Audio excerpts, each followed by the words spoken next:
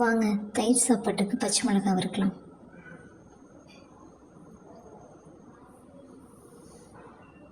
அதுக்கு ஃபஸ்ட்டு வடை சட்டியில் எண்ணெய் 2 ஸ்பூன் ஊற்றிட்டு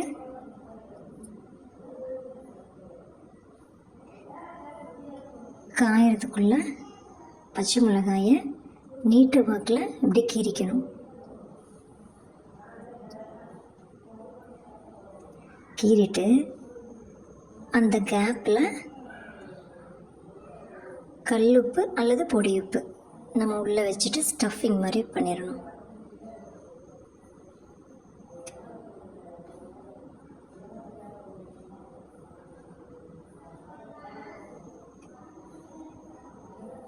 காஞ்ச எண்ணெய்க்குள்ளே அந்த 2 மிளகாயையும் போட்டுடலாம்.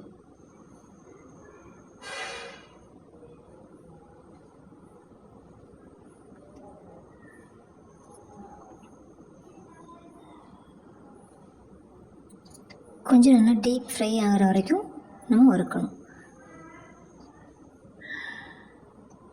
கொஞ்சம் அந்த காட்டம் வரும், ஆனால் இருந்தாலும் டேஸ்ட்டாக இருக்கும்ல.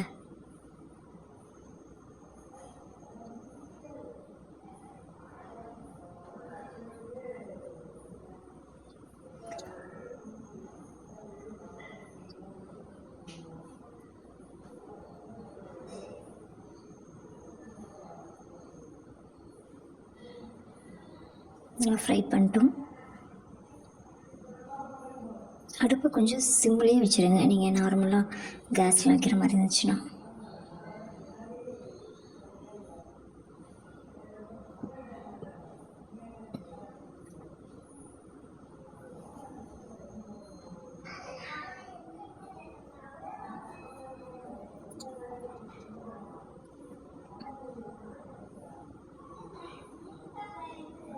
ஓகே, ஃப்ரீ ஆயிடுச்சு. நம்ம இது ஒன்றுனா எடுத்துடலாம்.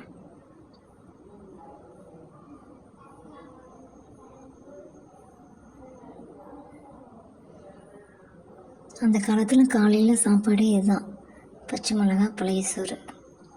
நல்ல ஒரு ஆன்டிபயோட்டிக்கான மார்னிங் பிரேக்ஃபாஸ்ட்.